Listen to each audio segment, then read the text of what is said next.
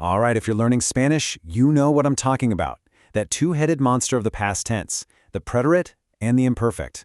It's probably the biggest hurdle for English speakers. But I promise you, in this explainer, we're going to make it simple, for good. So, let's just get it out there. Why is this so darn confusing? I mean, if you've ever found yourself just frozen, trying to decide between comí and comía, you are not alone. It's tough, because we try to map our English idea of time directly onto Spanish, and, well, it just doesn't work. But don't worry, all it takes is a little shift in how you look at things. Okay, this right here, this is the whole secret, the key. In English, we're obsessed with when something happened. Yesterday, last week, 5 years ago. But Spanish is different. It cares way more about how you're viewing that action. Was it a single, finished event, or is it more like an ongoing scene? That question is going to be your new best friend. So let's grab our first tool for talking about the past, the preterite. The easiest way to think about this tense is for actions that are done. Over, finished. They had a very clear beginning and a very clear end. The preterite is basically like taking a snapshot of something that happened. Click. The action is captured in that one frame. It happened, it's complete, and we've all moved on. It's a specific, self-contained little moment in time. And to make it feel a little more familiar, think about when you say simple things like, I did it, I went there, or I ate that. You're thinking in the preterite.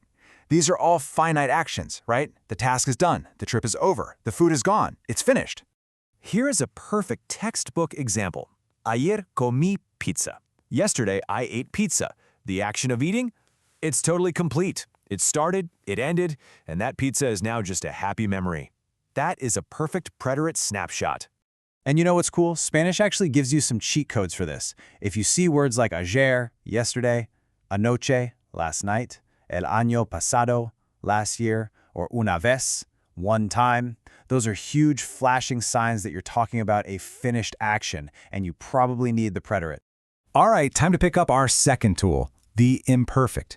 Now, if the preterite was a snapshot, the imperfect is like a long, panning video shot.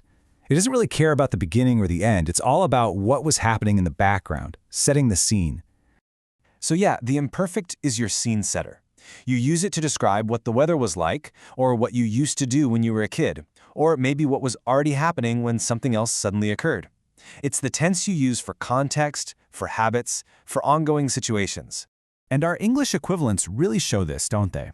When we say things like, I was doing something, or I used to do that, or I would always go there, all of those phrases have this feeling of duration, of repetition, of something that was just happening over time without a clear endpoint. This example just nails it. Cuando era niña, jugaba mucho. When I was a little girl, I used to play a lot. See, we're not talking about one specific afternoon that she played. We're describing a habit, the general background of her childhood. And just like the preterite, the imperfect has its own signal words. So if you spot words like siempre, always, todos los días, every day, or mientras, while, these are massive clues that you're probably describing an ongoing or habitual action that needs the imperfect. Okay, you ready? This is the part where it all comes together. The real magic, the real understanding, happens when you see how these two tenses work together in the same sentence. Seriously, this is the aha moment for so many people. Just take a look at this sentence. Yo caminaba por el parque cuando vi un perro. Just let that sit for a second. You can almost feel the two different kinds of action happening here, can't you? So let's break it down. First, you've got caminaba. I was walking. That's our imperfect. It's the scene, right? The background action that was just chugging along. And then, bam, vi un perro. I saw a dog. That's the preterite. It's the specific, completed action that just dropped right into the middle of the other action. The seeing interrupted the walking.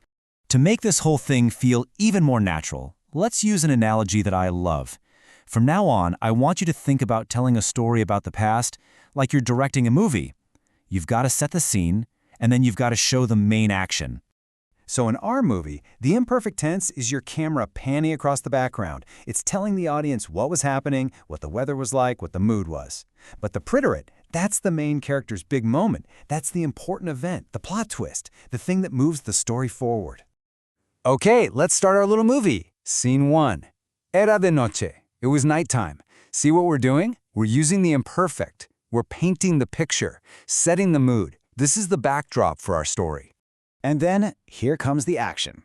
De repente, alguien tocó la puerta. Suddenly, someone knocked on the door. That knock, that's a single completed event. It shatters the quiet night scene and pushes our plot forward. That is the preterite, doing what it does best. Phew. Okay, we have covered a lot. So let's pull it all together into one simple, super clear summary that you can use as a quick reference whenever you need it. This little table lays it all out. If you're talking about a finished action or something that interrupted another action, you're going to use the preterite. Check. If you're talking about an action that was in progress, a habit, or just describing how things were, you want the imperfect. Check. It's really that clear when you see them side by side. Now, I know this can feel like a lot to juggle, especially when you're in the middle of an actual conversation. So if you can only remember one thing from all of this, what should it be? Make it this. When you're trying to decide which tense to use, just ask yourself this one simple question. Am I trying to say what happened? Then use the preterite. Am I trying to describe what was happening or what things were like? Use the imperfect.